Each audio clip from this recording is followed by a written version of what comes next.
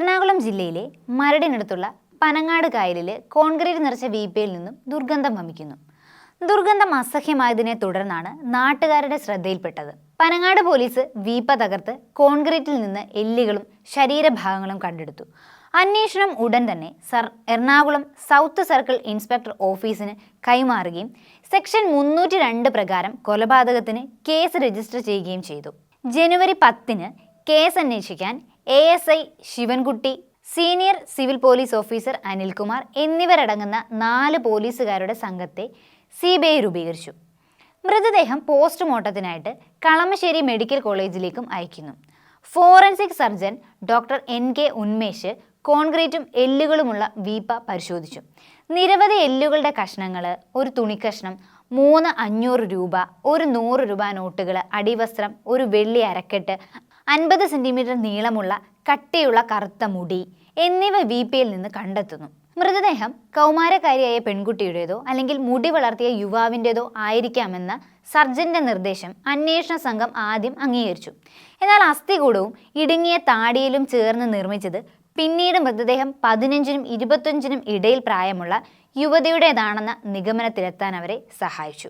കൂടാതെ 500 രൂപ നോട്ടുകൾ സൂചിപ്പിക്കുന്നത് പ്രധാനമന്ത്രി നരേന്ദ്രമോദി നോട്ട് അസാധുവാക്കൽ പ്രഖ്യാപിക്കുന്നതിന് മുമ്പ് കൊലപാതകം നടന്നിരുന്നു എന്നാണ്.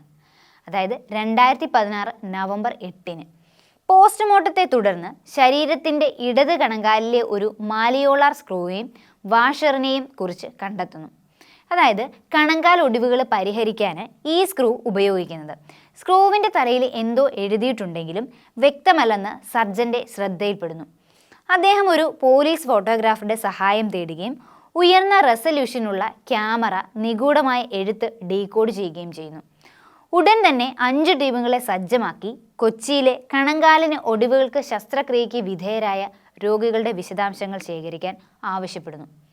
വൈക്കം, ഫോർട്ട് കൊച്ചി, ആലുവ, ആലപ്പുഴ, കൊടുങ്ങല്ലൂർ എന്നിവിടങ്ങളിലാണ് സംഘങ്ങൾ സന്ദർശനം ആദ്യം നടത്തുന്നത്.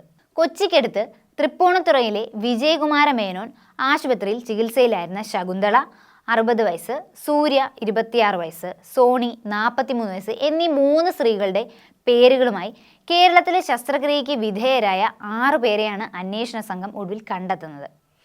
എറണാകുളം ജില്ലയിലെ തൃപ്പൂണിത്തുറയ്ക്കടുത്ത് ഉദയംപേരൂർ സ്വദേശിനിയായ ശകുന്തളയിൽ ഘടിപ്പിച്ച സ്ക്രൂവിൻ്റെ ബാച്ച് നമ്പറും അളവുകളും കൃത്യമായി പൊരുത്തപ്പെടുന്നുണ്ടെന്ന് ആശുപത്രിയുടെ രേഖകളിൽ നിന്ന് അന്വേഷണ സംഘം കണ്ടെത്തുന്നു. 2016 സെപ്റ്റംബർ 1-ന് തമ്മനത്ത് വെച്ച് ശകുന്തളയുടെ സ്കൂട്ടറിൽ ഒരു ലോറി ഇടിച്ച് കണങ്കാലിന് പരിക്ക് സംഭവിക്കുന്നു. തൃപ്പൂണിത്തുറ VKM ആശുപത്രിയിൽ പ്രവേശിപ്പിച്ച ശകുന്തളയുടെ കണങ്കാലിൽ സ്ക്രൂ ഘടിപ്പിക്കുകയായിരുന്നു. ഇടത് കാലിൽ പ്ലാസ്റ്റർ ആയിരുന്നെങ്കിലും സെപ്റ്റംബർ 15-ന് ആശുപത്രി വിടുന്നു. 2016 സെപ്റ്റംബർ 19-ന് ശകുന്തള ആശുപത്രിയിൽ നിന്ന് വീട്ടിലെത്തുന്നു. 4 ദിവസത്തിന് ശേഷം അവർക്ക് ചിക്കൻ ബോക്സ് ഉണ്ടെന്ന് കണ്ടെത്തുന്നു. അണുബാധ ഭയന്ന് അശ്വതിയും മക്കളും വീട്ടിൽ നിന്ന് സമീപത്തെ ലോഡ്ജിലേക്ക് മാറും. അതായത് ശകുന്തളയുടെ മക്കളും അണുബാധ ഉണ്ടാകുമെന്ന് പേടിച്ച് വീടിനടുത്തുള്ള ലോഡ്ജിലേക്ക് താമസം മാറുന്നു.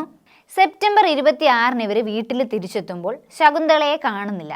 അമ്മയെ സുരക്ഷിതമായ കൈകളിൽ ഏൽപ്പിച്ചതായിട്ട് സജിത്ത് അശ്വതിയോട് പറയുന്നു. അതായത് അശ്വതിയുടെ ഹസ്ബൻഡ് എന്ന് വേണമെങ്കിൽ നമുക്ക് പറയാം. എന്നാൽ ഇവരുടെ ബന്ധം തൻ്റെ ആവശ്യമായതിനാൽ സജിത്തിനെ ചോദ്യം ചെയ്യാൻ അശ്വതിക്ക് കഴിഞ്ഞില്ല. അതായത് സജിത്തുമായിട്ടുള്ള ബന്ധം മുന്നോട്ട് പോകണം എന്നുള്ളതിനാൽ സജിത്തിനോട് തൻ്റെ അമ്മ എവിടെ, അല്ലെങ്കിൽ അമ്മയെ എവിടെയാണ് കൊണ്ടുപോയത് എന്ന് ചോദിക്കാൻ അശ്വതിക്ക് കഴിഞ്ഞില്ല.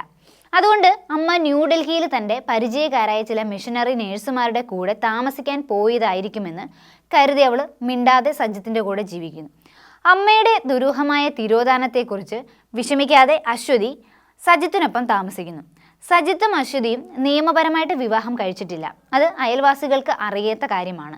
സജിത്തിന് തൃപ്പൂണിത്തുറയിലെ വീട്ടിൽ സരിക എന്നൊരു ഭാര്യ ഉണ്ടായിരുന്നു എന്നതാണ് ഏറ്റവും വലിയ അത്ഭുതം. ഇവിടെ വിവാഹേതര ബന്ധമുണ്ടെന്നും വീട്ടിൽ മറ്റൊരു ഭാര്യയുണ്ടെന്നും ശകുന്തള കണ്ടെത്തിയിരുന്നു. അശ്വതിയുമായുള്ള ഈ ബന്ധത്തെ സരികയെ അറിയിക്കുമെന്ന് സജിത്തിനെ ശകുന്തള ഭീഷണിപ്പെടുത്തുകയും ചെയ്യുന്നു. ഇതിൻ്റെ പക തീർക്കാനായിട്ടാണ് സെപ്റ്റംബർ 19, 26 വാരത്തിൽ സജിത്ത് ശകുന്തളയെ കൊലപ്പെടുത്തുന്നത്. കൊലപ്പെടുത്തിയതിനു ശേഷം മൃതദേഹം പ്ലാസ്റ്റിക് വീപ്പയിൽ തലകീഴായി കെട്ടിയ ശേഷം കോൺക്രീറ്റും ഇഷ്ടികയും കൊണ്ട് നിറയ്ക്കുന്നു. പിന്നീട് സുഹൃത്തുക്കളുടെ സഹായത്തോടെ കായലിൽ വീപ്പ നീക്കം ചെയ്യുന്നു. എന്നിരുന്നാലും കൊലപാതകത്തിൻ്റെ കൃത്യമായ സമയം ഉപയോഗിച്ച ആയുധം അല്ലെങ്കിൽ അവർ കൊല്ലപ്പെട്ട രീതി എന്നിവയെക്കുറിച്ച് ഇപ്പോഴും പോലീസ് ഇരുട്ടിലാണ്. ഇത് അറിയാവുന്ന ഒരേ ഒരാൾ സജിത്ത് മാത്രമാണ്.